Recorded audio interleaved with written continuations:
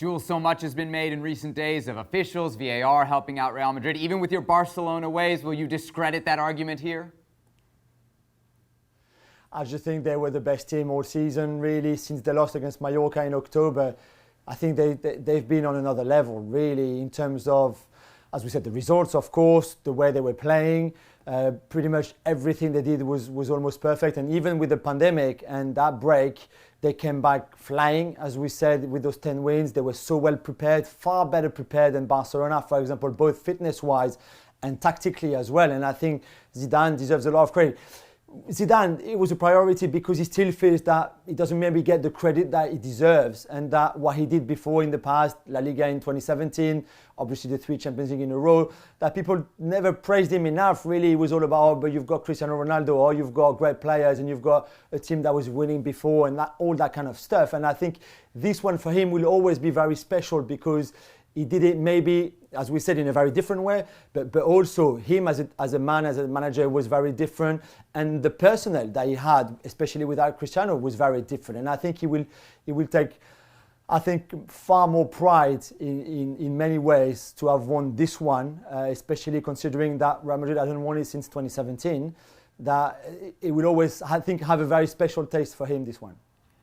Gab, not a lot missing from Zidane's managerial resume. What does this title do to it?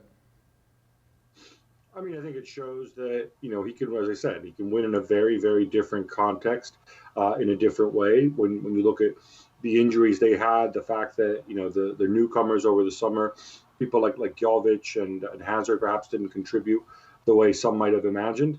And he dealt with it. And he dealt with it very well, and he stayed steady, even as Barcelona had all sorts of issues, and he didn't let Real Madrid's issues affect them. I think that's the main difference. You can chuck in the defeat in the Champions League as well to Manchester City. In the past, that would have had a knock-on effect, or it might have had a knock-on effect. They didn't lose very often, obviously, in the Champions League. But Zidane really insulated the team very well. Jules, individually, plenty of players to point out, but how about Thibaut Courtois? There was a time when it seemed like Real Madrid fans were really against this guy. He's been arguably their best player over the last couple of weeks. Yeah, I mean, he has still behind Karim Benzemas, please, Sebi. But no, more seriously, he's been fantastic.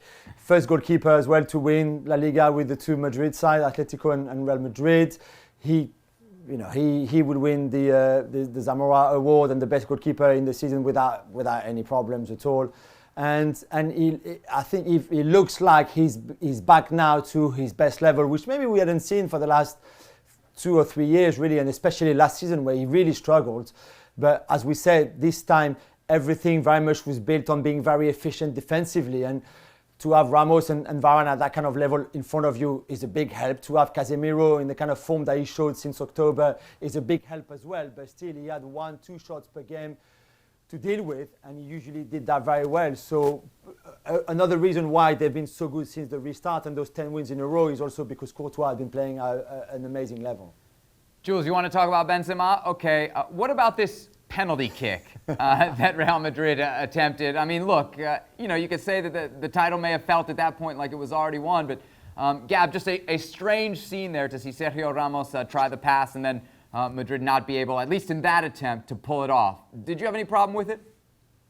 I mean, I don't know why people do this because it so rarely goes well.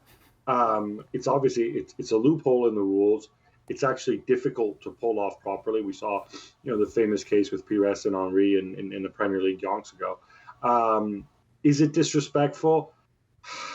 I think it comes down to how the players on the pitch see it. I don't have an issue with it.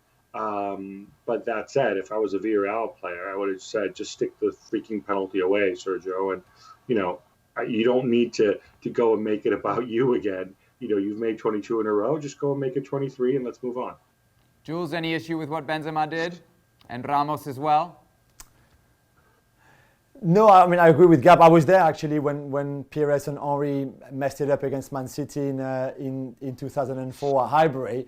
And they felt really embarrassed and they could not take it again. So it's a bit of a different one. But listen, they wanted to have a bit of fun. I think that's what it was. They probably tried it at training before, and as Gab said, you try at training and it's all great and you do it.